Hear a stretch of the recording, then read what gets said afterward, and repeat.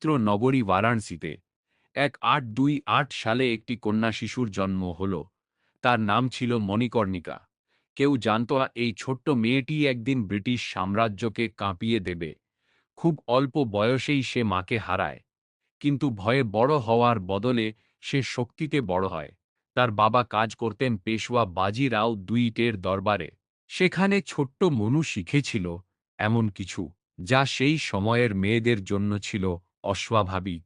সে শিখেছিল ঘোড়ায় চড়তে, সে শিখেছিল তীর ছুঁড়তে, সে শিখেছিল তলোয়ার চালাতে। যখন অন্য বাচ্চারা পুতুল নিয়ে খেলত, মনু তখন নিজেকে গড়ে তুলছিল এক যোদ্ধা হিসেবে। মাত্র 14 বছর বয়সে সে বিবাহ বন্ধনে আবদ্ধ হয় মহারাজা গঙ্গাধর রাওয়ের সঙ্গে, যিনি ছিলেন ঝাঁসির রাজা। তার নতুন নাম হয় রানী লক্ষ্মীবাই, ঝাঁসির রানী। কিছু সময়ের জন্য জীবন যেন শান্ত ছিল, কিন্তু ভাগ্যের ছিল অন্য পরিকল্পনা। তার নবজাতক পুত্র জন্মের কিছুদিন পরেই মারা যায়। রাজপ্রাসাদ নেমে আসে নিস্তব্ধতায়। পরে রাজা এক পুত্র দত্তক নেন, দামোদর রাও। কিন্তু সেই সন্তান বড় হওয়ার আগেই আবার নেমে আসে বিপর্যয়। রাজা মারা যান। এবার এক তরুণী বিধবা দাঁড়িয়ে রইলেন বিশ্বের সবচেয়ে শক্তিশালী সাম্রাজ্যের বিরুদ্ধে একা। British East India Company Lord ডালহৌজিয়ের অধীনে প্রবর্তন করল এক নির্মম নীতি, ডক্ট্রিন অফ ল্যাপস। এই নীতিতে বলা হয়, দত্তক পুত্র রাজ্যের উত্তরাধিকারী হতে পারবে না, ঝাঁসি কেড়ে নেওয়া হবে। ব্রিটিশরা তাকে আত্মসমর্পণের আদেশ দিল, কিন্তু রানী দৃঢ়ভাবে দাঁড়ালেন। তিনি বললেন, ম্যা আপনি ঝাঁসি নেহি দুঙ্গি, আমি আমার ঝাঁসি ছেড়ে দেব না। ওই কথাগুলো ছিল না শুধুই রাগ, ওগুলো ছিল আগুন। তারপর এলো 1857 সাল। ভারত জেগে উঠল বিদ্রোহে। আর ঝাঁসির রানী প্রাসাদের দেয়ালের আড়ালে লুকিয়ে থাকেননি। তিনি পরেছিলেন বর্ম, তিনি চড়েছিলেন ঘোড়ায়, তিনি নেতৃত্ব দিয়েছিলেন নিজের সেনাবাহিনীকে।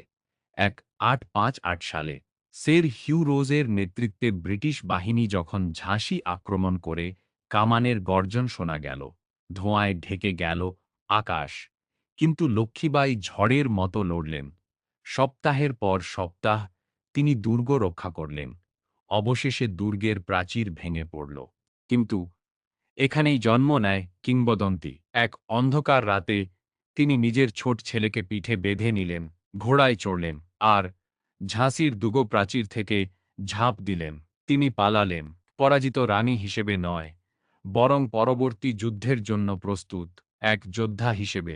তিনি যোগ দিলেন তান্তিয়া টোপের সঙ্গে এবং দখল করলেন গোয়ালিয়র। ব্রিটিশরা আবার আক্রমণ করল। 18 জুন 1858 কোটাকি সেরাইয়ের যুদ্ধক্ষেত্রে রানী লক্ষ্মীবাই লড়লেন তার শেষ যুদ্ধ। আহত, রক্তাক্ত, তবুও নির্ভীক। তিনি ভিক্ষা চাননি, তিনি পিছু হটেননি। তিনি মৃত্যুবরণ করেন এক সৈনিকের মতো। তার বয়স ছিল মাত্র 29। ব্রিটিশরা ভেবেছিল সেদিনই তার গল্প শেষ, কিন্তু তারা ভুল ছিল। তিনি হয়ে উঠলেন সাহসের প্রতীক, স্বাধীনতার প্রতীক, প্রতিরোধের প্রতীক। কবয়িত্রী সুভদ্রা কুমারী চৌহান তাকে অমর করে তুলেছেন এই অমর পংক্তিতে, খুব লড়ি মর্দানি, ওহ তো ঝাঁসি ওয়ালি রানী থি।